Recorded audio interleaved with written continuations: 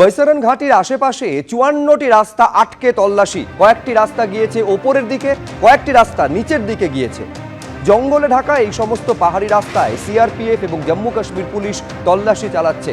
দুর্গম এলাকায় বেশ কয়েকটি জঙ্গি ঘাটির হদিশও মিলেছে, যদিও এই সমস্ত ঘাটিতে দীর্ঘ সময় কেউ থাকে না বলে প্রমাণ পাওয়া গিয়েছে।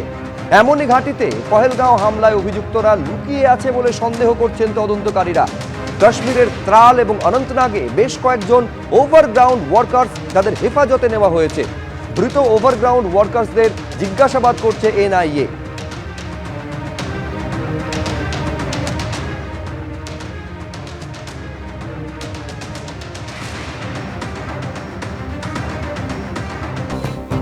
এই মুহূর্তে আরেকটা গুরুত্বপূর্ণ খবর, পহেলগাঁওয়ে জঙ্গি হামলা নিয়ে মোদিকে ফোন রুশ প্রেসিডেন্ট ভ্লাদিমির পুতিনের।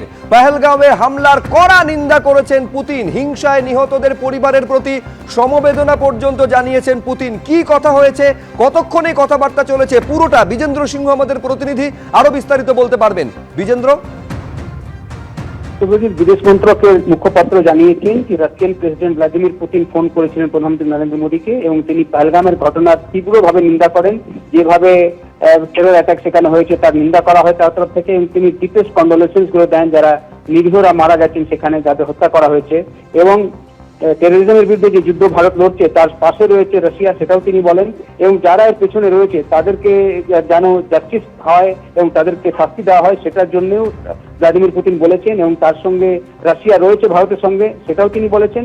তার সঙ্গে সঙ্গে দুই নেতাই যে ভারত রুশের যে ফ্রেন্ডশিপ যে রয়েছে, যে দীর্ঘদিনের সম্পর্ক রয়েছে, সেসব নিয়ে কথা বলেন তার মধ্যে। এবং সঙ্গে সঙ্গে 9 তারিখ মনে রাখতে হবে যে 9 তারিখ মেতে রাশিয়া ডে রয়েছে, সেখানে প্রধানমন্ত্রী নরেন্দ্র মোদী যাওয়ার কথা ছিল, তিনি যাচ্ছেন না।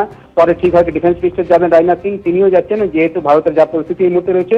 তবে অন্য কোনো মন্ত্রী ডিফেন্সের যিনি এমওএস রয়েছেন তিনি ভারতের তরফ থেকে রিপ্রেজেন্ট করবেন, সেটাও আলোচনা হয় তাদের মধ্যে। যে প্রধানমন্ত্রী শুভেচ্ছা জানান ভ্লাদিমির পুতিনকে যে তাদের যে ভিক্টরি ডে প্যারেড রয়েছে 9 তারিখ সেটার জন্য, এবং প্রধানমন্ত্রী নরেন্দ্র মোদী আমন্ত্রণ জানিয়েছেন ভ্লাদিমির পুতিনকে ভারতে আসার জন্য এই বছরের শেষের দিকে।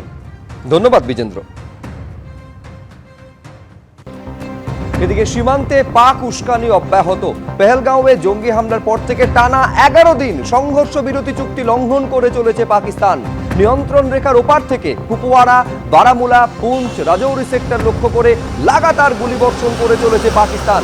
পাক সেনার গুলি ছড়ে মেন্ধার, নওশেরা, সুন্দরবনি, আখনুর সেক্টরেও পাল্টা জবাব দিয়েছে ভারতীয় সেনাও।